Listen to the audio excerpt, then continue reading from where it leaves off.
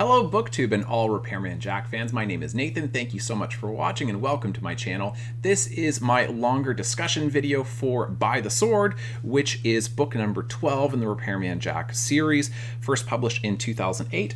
By the Sword follows Bloodline, which is book number 11, and then book number 13 is Ground Zero, and what comes after Ground Zero is The Last Christmas, which I'm excited to read because I have not read that one yet, and that is a new addition to the series. So this is, like I say, my longer discussion video. If you are new to this, then I'm posting 2 videos each week. So I post a short spoiler-free review video on Friday, and then the following Thursday I post a longer discussion video where everything is eligible for discussion. So if you have not read By the Sword before, then I suggest you watch the spoiler-free review video before you come back to this one and watch the longer discussion. And if you have any comments along the way, then please feel free to drop them below. Okay, so By the Sword is really fun. I've got several different thoughts on it, but I'm not really, unlike Bloodline, because I think that there are some pretty big themes in Bloodline, By the Sword is a lot more plot heavy and a fair bit more action. You do get a lot of lore about the secret history of the world, but it's much more of a thriller.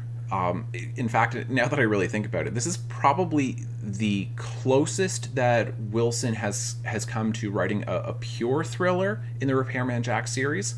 I should probably think about that a little bit more before I make that statement. But what I mean by that is, traditionally in the literary world, if you're talking about a thriller, you're talking about multiple groups of characters, and the narrator essentially is following around different groups so that way you as the reader get to understand all of their different competing interests and how they're all connecting together.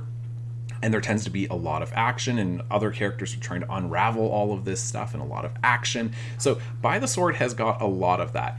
It also, I would say, is the most complex plot that we've seen so far in the series. And this is specifically because you have so many different groups that are all competing for things. So let me try to walk you through this, and I'm going to do my very best. I was trying to think, do I do this as to make it as easy as possible to follow, or do I show how complex it is? So I'll try to make it easy. Okay, we basically have got 5 different groups. So these 5 different groups, they're all trying to go after this katana. So the katana is the Gaijin Masamune. And basically, you find out as you read through the book that Glaeken, or Vieilleur, he commissioned this Japanese sword maker, Masamune, I forget how many centuries ago it was, 6 or 7 centuries ago. He commissions him to create this sword, and so it's Glaeken's sword, but then what happened to it was it ends up being the site, ground zero, of the bomb at Hiroshima. And so the sword is changed from that essentially act of evil, perhaps. If not an act of evil, it's certainly just such a destructive weapon that, you know, killed so many people. I forget the exact number, but immediately, like somewhere around 100,000 people. It's something about it changes as a result of that. And now the sword is, it's hard to describe, and Wilson doesn't really exactly describe it, but it's become, it causes dark impulses in the one who wields it. Not always, and it depends on who's wielding it, but it's not really a force of good so much anymore, at least not of pure good. So you've got this sword, okay? Now, the first group, you've got Hank and the Kickers. So Hank Thompson, who's the leader of the Kickers, he wants the sword for his group because he has these dreams of it. And he's got Dawn Pickering, right? He still has got her. So he's got her, and then in his dream, he sees he sees the Kicker Man wielding the sword. Somebody else has a dream about the baby. So anyway, so Hank and the Kickers, they want the sword. The second group, I'm not sure I'm going to get the pronunciation right, but it's the Kakareta cow. Kakareta cow. This is a Japanese cult, the cult where they are after the sword. They are basically a self-mutilating cult where the further along you move through the process, you move into you take the vow of the hidden face. And basically the idea behind this is that the deeper you get into it, the more disconnected you need to be from the world, right? So you want to start removing all of the senses, taste, touch, sight, hearing, smell, all of that stuff. They're a really creepy group, which I'll talk about a little bit more in a few minutes. So you've got this group, and one of the members of their group is the seer. So the seer sees in a vision the sword and this baby, right? Dawn Pickering's baby. So that's where you get that vision, right? So Hank has got the vision of the kicker man who's got the sword and the baby. I think he's got both. Now I'm getting all mixed up. And then you got the Kakareta cow, who also want to go after this. The third group is you have the Kaze Group, which I'm pretty sure that it is mentioned by name in Legacies in book 2 of this series. So you've got the Kaze Group, which is this huge multinational corporation, but it kind of hides behind all of these shell companies, essentially, but it controls vast portions of the world economy of different companies and having different shares in significant companies. So they commission Hideo Takita, who is the brother of Yoshio from Legacies, if you remember that. So Hideo is now working for Kaze Group, and they commission him to go to New York City to track down this sword because, long story short, some guy stole it and now has brought it to New York. Okay, that's the third group. The fourth group that you have coming after the sword is you've got the one who originally, or at least most recently, owned the sword, which is Naka Slater. So he is a wealthy plantation owner in Hawaii. His family has had this sword for, 50-something years at this point. And anyway, he wants to get it back. So he comes to New York City to try to get the sword back. And then the fifth group that you have is the actual thief himself. I think it's the thief himself or the detective who found the thief who stole the sword. But it's Eddie Cordero, which is an alias for Garish. So he has the sword for a fair bit. And then I guess technically there's a sixth group that's coming after him, which is just an individual of Tom O'Day, who owns the store Bladeville. And so it's a store where you can get any kind of blade, right? Sword, knife, whatever. So he ends up trying to get the sword as well when he realizes that it's a Masamune. All right, so you've got 5-6 different groups going after the sword, plus Jack is going after the sword. Rasalom, surprisingly, is uninterested or is unaware of the sword or the importance of it, but he is in the book, but he's not really going after it. We do get to see Vieira or Glaeken. Glaeken, I'm really not sure which pronunciation it is, but we see him involved, and it is his sword, so he's kind of involved also. So, that's a lot of different groups. There's a lot of named characters in the book, and then to make it even more complex, and I guess you could say to make it more confusing, you also have got the Kakareta cow, the Japanese self-mutilating cult. One of their members, I believe it's Shiro Kobayashi, I'm pretty sure it's Shiro who does this, he poses as Naka Slater, the former owner of the sword. So he pretends to be this wealthy plantation owner from Hawaii, and then later on Naka Slater shows up, and basically Jack meets with 2 different Naka Slaters and knows, well, one of them clearly has been lying because you got 2 people pretending to, claiming to be the same person. So, all right, let me just try to work through this. Okay, so Hank and the Kickers, it is great seeing them again. I think that as much as I love the Dormentalists, I think that they're such a fun group. Hank and the Kickers might be a little bit more fun to read about. But you've got him. He's trying to hold on to Dawn throughout this entire book. So you got him. But the Kakarita Cow, this group is really interesting because they're not connected to the otherness directly, but their goals sort of align. Like, because they want, like, and it's the same thing with Hank and the Kickers. His father, Jonah Stevens, we find out in By the Sword,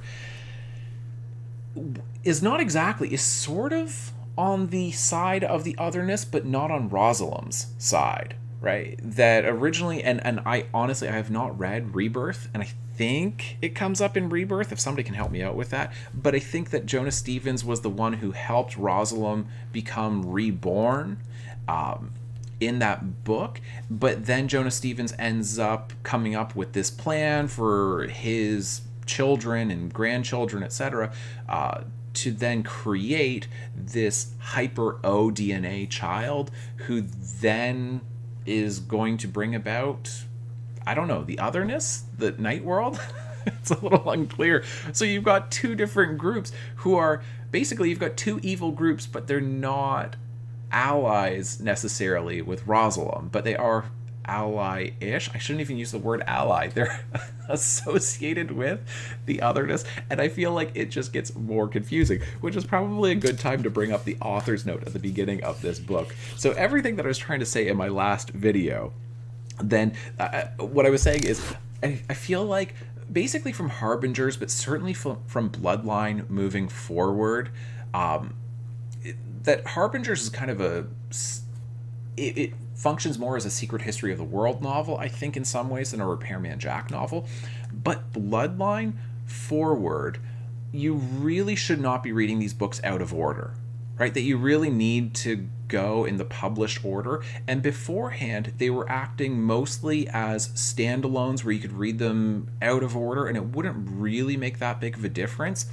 And I was trying to, I was just noticing that, right? That at the end of Bloodline, you still have got Hank Thompson. He's still alive. The Kickers are still going. You've still got Dawn Pickering. You've still got this baby. All of that stuff is happening. You also have Vier or Glaeken at the beginning and at the end as a framing device in Bloodline. And so he's getting more involved in the story. So things didn't really wrap up necessarily in Bloodline, and they basically just continue going in By the Sword. And so I noted that, and then, like I say, I looked at the author's note at the beginning of By the Sword, and this is exactly what Wilson says. So he does say that you may have noticed that Bloodline didn't quite end. By the Sword picks up where it left off, and the next installment will pick up where this leaves off. And he sort of apologizes for this, that, you know, he says that I've always kept the story arcs running from book to book, but I used to be able to bring each installment to a satisfying conclusion. That, I'm afraid, is no longer the case. And he then describes the books moving forward as being a roman fleuve, which is just the French for a river novel, with one story flowing from one volume to the next. As a result, each new installment is going to feel richer, deeper, and make more sense if you've read the ones before. And that's certainly the case with By the Sword, that you've got these characters that we met in Bloodline, that you have to keep track of it. But even as a standalone, it's a really complex book in that way, because you've got one group posing as another group, you've got them all competing for this sword, and Wilson does a fantastic job, especially in the sense of it being a thriller, of showing what's happening to all these different groups simultaneously, and then Jack orchestrates all of this to bring multiple groups together all at once, because he brings the Kickers to the headquarters of the Vow of the Hidden Face, the Kakarita Cow. He brings them there, and then he also brings Kaze Group with Hideo Takeda, and then the three yakuzas that he has with him, right? The Japanese mobsters. So they show up, and meanwhile, you've also got Jack, who's there, who's basically representing the real Naka Slater, and then Glaeken or Vier, he's there with Jack, kicking ass, doing all kinds of stuff as they go through. Like, he doesn't really kick ass, but he does, cut off a couple hands, right, when he reluctantly does so. But he does so easily. That's why I'm saying he kicks ass in this. And then you've got Rasalom, who's standing outside of this, just essentially drinking it all in, while there's this huge massacre going on. So to bring all of these different groups together to one place, and they're all competing for this one thing, for the sword, it's, a lot of action, a lot of different groups, very plot focused, like plot driven, I should say. Not so much giving us a bunch of lore, giving us a bunch of backstory, which we had with Harbingers. And I'm not saying that one is better than the other. I'm just trying to point out that one of them is much more of an action thriller, and the other one is much more belonging to getting into the deep lore and the secret history of everything that's going on. So that's kind of how it fits into all of this stuff.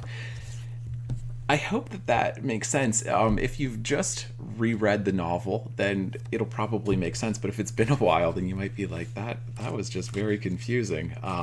So in any case, let me get into a few of my specific notes. So on page 11 of my edition, then Jack is, he's meeting with Glaeken, and Glaeken, or Vieilleur, is what he likes to be called. And just Vieilleur, if you are unfamiliar with it, like if you didn't know what that was, it's French, right? So vieil, in French, vieil just means old or to age, depending on how you're using it. And then any word that ends with EUR, so or vieilleur, I used to teach French, by the way, which is why I know this. It basically means somebody who does something, right? It's typically, you see that with an occupation, right? That's how it would typically be conjugated, depending on the word that you're using. But vieilleur just means essentially the one who ages, which is a really good description for Glaeken, right? Where he becomes immortal, and while he is aging chronologically, it's having no effect on his body. Like, his physical body is not aging, but he is becoming hundreds and thousands of years old, even though you would never know it from looking at him, that he is not aging himself, but he is continuing, like, he's not physically aging, but he's moving through time, right? So sort of the one who ages is Vieilleur, which is the name that he likes to be called, because sort of like Rasalom, you don't want him to be saying that true name, essentially, without tipping off where he is. Anyway, Jack is meeting with Vieilleur, or Glaeken, and then he says to him, because like they directly meet, because he's been watching Jack for the last couple books, right? He's that guy standing outside of his apartment in the Homburg, and the overcoat and all of that, watching Jack. So they actually meet, they shake hands, and he says, I've wanted to meet you again for some time now. Again, when did we ever meet? In your youth. But I don't. It's not important. I'm sure it will come back to you. Okay, I've only read one of the young adult Jack books, and it has been a long time, and I've forgotten most of what happens in the book. I only have a vague memory of it. I'm not sure why I don't remember it very well, because I really enjoyed it, but I can't remember if it comes up in that book, but I'm assuming it comes up somewhere in the young adult series, and I haven't looked at the actual publication timeline, but I think that the young adult books were coming out pretty much at the same time as the books that we're reading through right now at this point in the series. So anyway, if you can answer that question for me, then that would be great. Now, in my last video, then I was talking about the idea of Jack's ODNA. Is it actually evil, right? Is that a sign? Like, is that actually coming from the otherness? Wouldn't Jack, being the heir who's could eventually step into the role of sentinel, right, to use the Janissary words, wouldn't he have to have this capacity for violence, these impulses to become violent when needed, in order to actually be a defender of Earth? And then it does come up. So Vieilleur, or Glaeken, gets into the entire, throughout the book, because it comes up multiple times, where he reveals a little bit more. But basically there was this ancient kicker group I think he pronounces it more cooker, but Q apostrophe QR, that the cooker people or kicker people were essentially these six-armed, or like I guess four-armed, six-limbed, you know, entities, beings, species on Earth, and they were separate from humans, and they were functioning on behalf of the otherness. The ally comes up with a way to take out all of their women, so then the kicker people then come, all of the men who are left over, they just go to human women, right? And then ultimately through this through a series of circumstances, all of the humans end up, the ones who have got this tainted blood in them from the kicker people, it all gets mingled. So everybody essentially has got the taint, which is how Wilson describes it, this tainted blood. And it's just some have got higher amounts than others. And so Jack has got this exceptionally high amount. And he even asks, Jack directly asks Glaeken why it is that Jonah Stevens, with the plan, working through, you know, Hank and Jerry to get, you know, Christy Pickering and then her daughter Dawn Pickering, and really Jerry's daughter, to have this super tainted baby with this highly concentrated amount of the taint, you know, of this ODNA, why this would be. And Vieira is disturbed by it but doesn't really have an answer. So anyway, that basically explains it, because I was saying I don't know that it's necessarily otherness, or so I guess it is, but all people have got some of this in them, so it doesn't necessarily mean that Jack has got this evil in him. I don't know. I'll continue thinking about it, but anyway, if you've got thoughts on that, then feel free to comment. So another brief note here is that it's a weird thing, because in the last book, I'm pretty sure it's in Bloodline, then Jack talks about getting his MySpace page and all these people who have got repairmanjack.com and repairman, you know, dash Jack or hyphen jack.com, going like, who's creating these websites? Why would they all be out there? And I was going, is this supposed to be some metafiction going on here, where basically Jack is a real person, he actually is in our world, we're reading these books about him, and that is essentially what's going on with P. Frank Winslow as the author of the books in this story universe. But anyway, it's just a weird thing that he talks about logging on to repairmanjack.com. So I'm like, oh, you just talked about in the last book how he couldn't get that domain name, but now he does have the domain name for repairmanjack.com. I don't know how that happened, but apparently he got it. So I'm not nitpicking here. It's just because partially reading through the books this quickly that I'm just catching things that I wouldn't otherwise. All right, I've already mentioned that one. Okay, I want to briefly talk about the Kakareta cow. Now, who take the vow of the hidden face, while they're certainly not with Rasalom, but what they do is definitely otherness, makes the otherness happy, right? This self-mutilation is really disturbing, right? That the deeper they go into this cult, the ultimate goal is that they will essentially be just consciousness itself, with no ability to communicate or to receive communication, right? Like, not to be able to express, or to, like, no input or output, essentially. That they'll remove all of the senses, cutting off the limbs, the eyes, the tongue.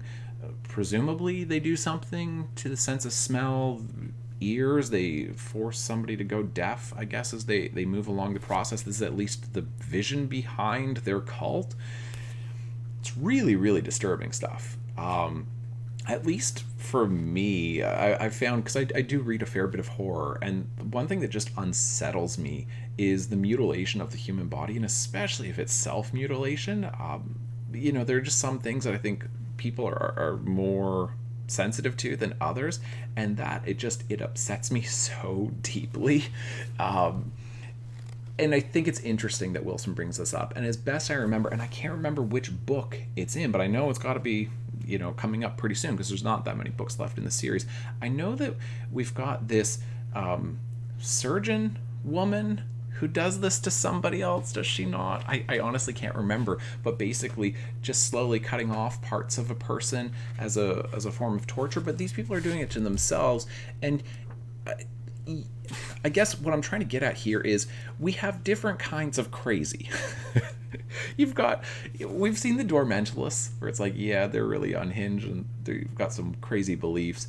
We've got the Kickers, okay, the Kickers themselves, you kind of get it, because it's like their ODNA essentially is responding. That Kicker, high concentrated amounts of the taint in them is responding to the things that Hank is tapped into, so you kind of get where that's coming from.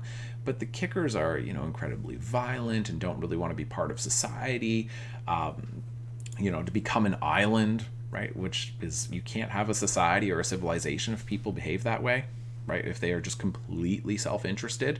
And I guess it would be essentially anarcho-capitalism, perhaps, is what, like, the political and economic system that would make Kickers happy. I don't know. But that's a certain kind of, okay, yeah, that's definitely on the side of the otherness. But then you've got this cult where they're just mutilating themselves. It's, like I say, just different kinds of crazy. And then, like I say, you've got Hank and his half brother Jerry with everything to do with that. Right, with Christy Pickering, and then Dawn and the daughter, and your sister and the daughter, and right, awful stuff. I guess I'm kind of impressed at how much variety Wilson is able to give us. These creepy evil characters and all this disturbing stuff. It's enjoyable. You go, okay, what other stuff could he come up with next? And he continues to kind of outdo himself throughout the series. So when you're first reading, you're like, yeah, that's pretty disturbing, but I read a lot of stuff and I'm kind of desensitized. And then the deeper you get in, you go, okay, that's just, no, like third or fourth time I've read this, still awful. Still really revolting.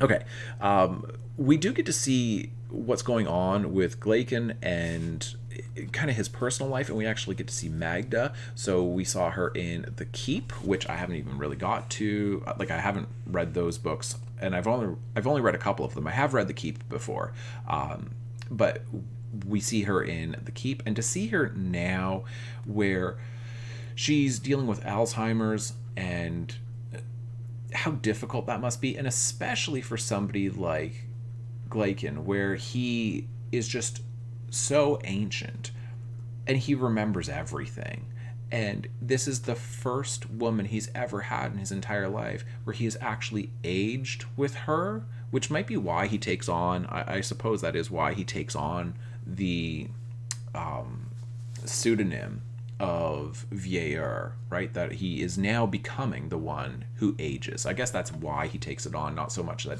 because he's been living for so long, but now he actually is aging, so he's saying, I will now become Vieilleur, the one who ages.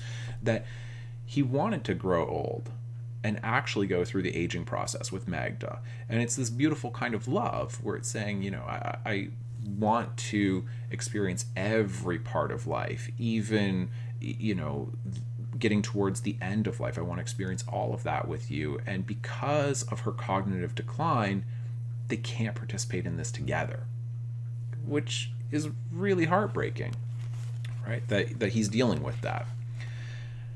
Okay. Another note here. There's this reference. It's on page 128 to 129 of my edition, which is the mass market paperback. So at the bottom of it, then it talks about this sideshow that came to, this is Jack. It's talking about the sideshow that came to his town when he was a kid. It says, Jack had bookmarked the section on the Seven Infernals, this is in the Compendium of Shrem, the other day, and decided tonight would be a good time to check out a weird-looking contraption he'd seen there that looked oddly familiar, displayed in a sideshow long ago. But now when he opened the page, he found himself in another section. Okay.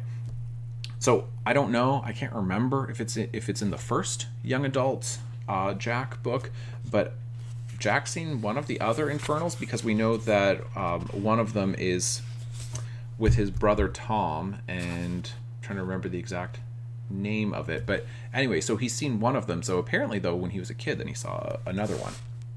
All right. The cult itself, I guess I should mention this. Their plan, the Kakareta cow, their plan is to create this, let me get the word here, the Kirokazi? I'm not quite sure how to pronounce it, but the Kirokazi, which is a black wind. Essentially, they were loyal to the Emperor of Japan. They were devastated, like they were decimated, with that, the remnants of them during World War II when the bomb at Hiroshima was detonated. So they end up mostly essentially being wiped out, but somehow they've come back together and they're rebuilding, and they're in New York City.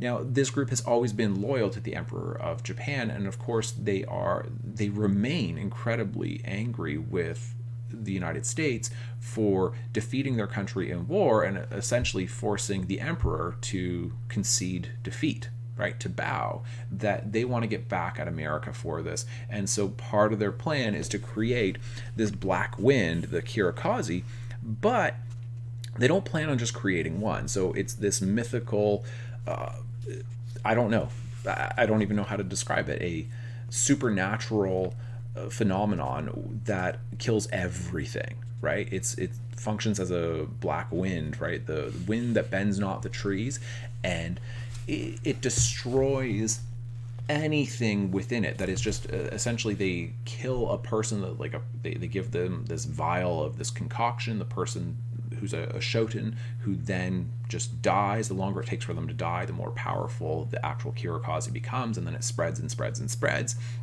And anybody within the vicinity of the black wind, within the black wind itself, dies. But not just people, right? Everything. Animals, insects, plants, bacteria, presumably viruses, right? All of these things get killed off. And so their plan is to create multiple Kirokazis within, I don't know if it's just with, I'm assuming it's across New York City, that it's not just in Manhattan, but to kill basically everybody in New York, and to leave the entire city there, where all the buildings are intact, but everyone is gone and dies in the most dismal, agonizing way, right? Just complete misery, complete hopelessness and helplessness. That's their vision. So, like I say, different kind of crazy that we have with them. Okay, I'm almost finished here. So there's an interesting connection here. So one thing that's going on is Gia continues to recover from being hit by the panel truck by Miller with the Janissary. So she's recovering, and as part of it, because she was so close to death and because the ally itself was effectively killing her, well, one thing that happened is, now that she's back, she's continuing to produce her own paintings, but they're not her, is basically the description. She's tapped into essentially some other dimension, it would seem, and I'm not sure if it's supposed to be a vision of the otherness or night world of what it will be like, but she's painting really dark, disturbing things that really are not her at all. So what the art that she's producing is disconnected from who she is, which is disturbing. So she doesn't want to show them to Jack. Jack ends up sneaking a peek at them without Gia knowing, and the reason why this happened is because he runs into Junie. So Junie is an artist friend of Gia's. Now, the last time that we saw Junie, and I just thought that this was an interesting connection, the last time that we saw Junie, as best I remember, it was at the very beginning of The Haunted Air. She was one of the group of friends. They were at this, because if you remember the way The Haunted Air starts, they were at this art exhibit, and then one of them was incredibly upset because they lost something. I forget what it was, a bracelet or something like that, and then they wanted to go to the psychic, so they all went together, and that's where we got to meet the brothers. in the haunted air, and Junie was one of them. And so I think it's interesting that Junie is the one who shows up here to introduce us to the fact that Gia is tapped into this other dimension, something that we can't see with our ordinary eyes, and that basically it's linking the paintings that Gia is making to the haunted air. So I'm saying she's basically making supernatural paintings that are from another dimension, and we definitely have got some of that going on in the haunted air, right? Being tapped into another dimension and a being who's someplace else, but communicating with us here. I haven't fully worked through the idea, and that might not be the most eloquent way of saying it, but that's basically, I'm saying the haunted air is bringing us into the paintings that Gia is making, which I just thought was really clever and really well done. All right, we get to see P. Frank Winslow, who is the author of the Jake Fixit novels, right? So essentially a stand-in, I guess, for F. Paul Wilson. And so Jack meets with him because he's trying to figure out what's going on, and he can't quite figure it out. So he's like, well, whoever this writer is who is somehow dreaming my life, whatever's happening to me, he's getting those dreams.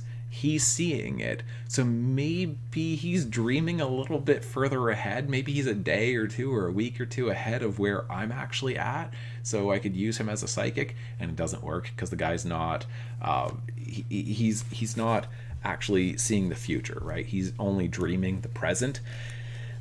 He's not clairvoyant in any kind of way. Anyway, it's an interesting thing that we get to see him again. And I guess my point with that is I'm still puzzling through this, because one thing that you get with this is Wilson is not being particularly kind to Winslow, to this author. He's making him sound like this kind of insignificant loser who, despite the fact that, he's got some talent as a writer, nobody really cares about what he's writing, and he's desperate for attention, and he's desperate for validation. He even offers to Jack, he says that, I'm trying to find the exact part here, but he offers him one of his books, and then he's like, hey, like, I can give you one of my books, and you can read it. And Jack's like, yeah, no, I have too much stuff to read as it is. And I just feel like so much of being a emerging, that's a nice word for it, an emerging writer, being perhaps a younger writer, or at least if not younger, a newer writer. You're just desperate for anybody to read what you've written and to provide you with some validation. I can say this as somebody who's only published one novel so far and a couple of short stories. It's like, please read my book, please tell me it's good. Like, what, you want to interview me? Okay, great. That I'm looking at it and going like, hey, don't make fun of emerging writers, but at the same time going, how much of this was Wilson's experience? So is this him saying, this is what some hack writer would do if he was trying to write the Repairman Jack series, but I'm not writing that style of book? Or is he saying, yeah, it's really hard for novelists, and just kind of playing with how difficult publishing can be? I'm not quite sure. So if anybody's got thoughts on that, then please let me know. I think that's basically it. Like I say, I didn't catch really a lot of themes going on here. There's definitely themes, but not really profound themes to analyze, because it's so plot driven. There's so many different groups, and it moves at such a swift pace. I'm pretty sure that this has got, as far as a timeline, this is a much shorter timeline than what we get with many other books. Like some of the other books, then it'll be, maybe 10 days sometimes, because you know how each section starts with the day of the week. But this one's pretty short. I don't know exactly how many there are, 4 or 5 days, something like that. I could be off, but it moves quickly chronologically, that this is taking place over just a few days. There is a ton of violence in this book. If that's your thing, then great, because you've got a lot of it in here.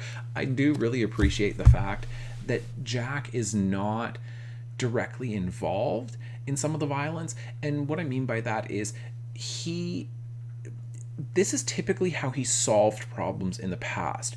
The way he likes to do it, as far as like the traditional Repairman Jack approach to things, is to make it difficult, if not impossible, for anyone to even know that he was involved.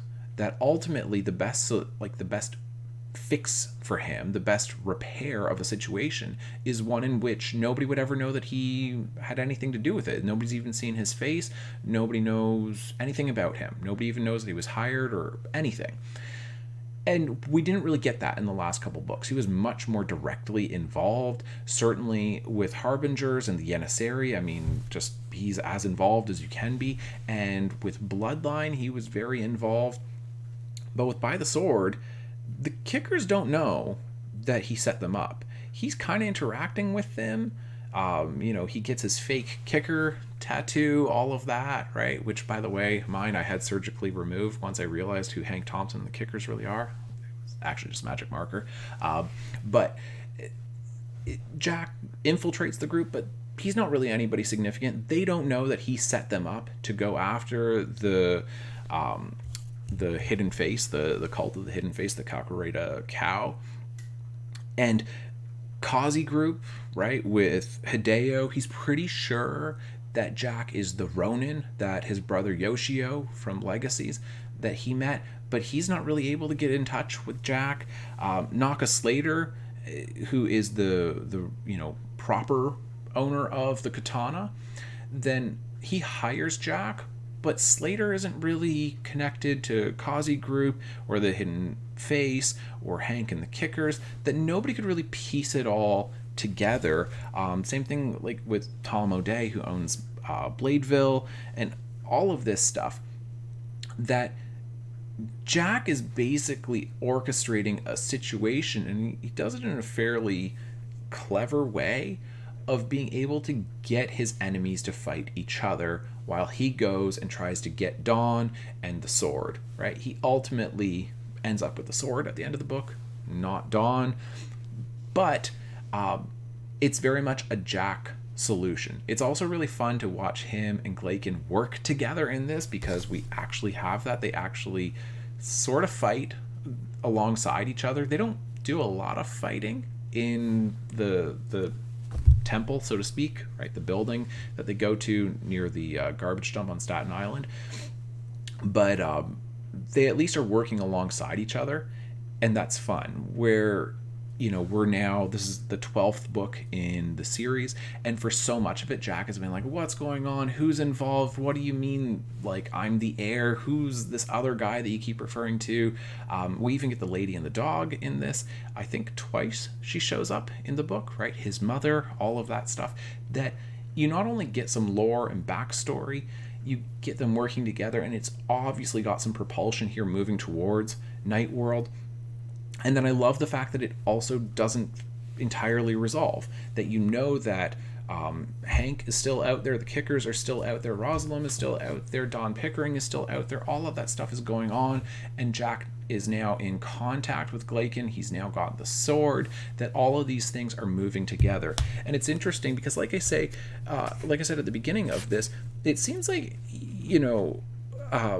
Wilson is kind of apologetic about the fact that these books are no longer working as standalones, that it's now become a roman fleuve, right? A Roman fleuve, a river novel. That he seems kind of apologetic about this, but I want your thoughts on this. I don't really know why. I know that I think he's kind of done a perfect job with the series. And what I mean by that is the first however many books in the series, I guess I would say the first 10 books in the series, you could read them out of order and you would be okay. That's basically a full decade as far as the publication history, right? If you're not counting when the Tomb was originally published, but that's a full decade for people to kind of jump in here and there. Maybe they missed a book, especially if they're getting, maybe some used copies along the way, or getting copies from the library, and they're just like, oh yeah, I've read one of those books before. Okay, I haven't read that one. I'll try that one. But once I think most people have read several books in the series, and they go, I want to get serious about reading this. This is obviously all moving towards Nightworld, which is such an interesting way of already publishing the last book in the series before you start the series. That it at least has given him something to work towards the entire time. And as part of that, the last, 6-7 books in the series, the fact that you really need to read them in order makes sense, because you kind of got the best of both worlds. It's not like this isn't leading to something. It's not like these are just random standalone novels and that ultimately your protagonist is always going to be okay and it's just going to repeat itself again and again and again, and they all just, doesn't matter what order. There are really no stakes. There are really no consequences, right? Having plot armor, all of that stuff. I like the fact that some of them work in that way, which allows a lot of readers to be able to get into the series. But then once you've read enough books, then you say, all right, you can go ahead and just like blend one into the next, into the next, into the next. I don't think it ends up being too daunting, because I know that that's the case for a lot of people, especially with fantasy novels or with a fantasy series, where you look at something like The Wheel of Time, at least for myself. I mean, I've heard enough things about it, and I'm like, well, I should probably read that. But where do you begin? Obviously, you have to begin with book one, and then you go from there. But it's like, do I want to make that kind of a commitment to read all of those books? That's what I'm saying, is I think that it's just kind of the perfect way of approaching a series. You say, hey, if you don't want to read all of them, that's fine. Try this one. Try this one. If you don't like, that one or that one or that one, maybe the series isn't for you. But if you try 2 or 3 or 4 different ones and you enjoy all of them, then okay, get serious about the series. Start at the Tomb, work your way forward, and you're going to have such a great payoff by the end of Nightworld. You're just going to love the entire experience. Those are basically my thoughts on it, when he's kind of apologetic about that, about the fact that they are not operating as standalones anymore. I genuinely like that. I mean, don't you like the fact that he ends up doing that with the series? And if you prefer the standalones, my issue with a series that's just entirely composed of standalone novels is it feels like there's no real payoff, that it's never really gonna end, and the bad guys are never that bad because they're always disposed of by the end of the book. So it's like, well, how bad are they then, if I know that my hero of the story is going to take care of these bad guys by the end of any given book?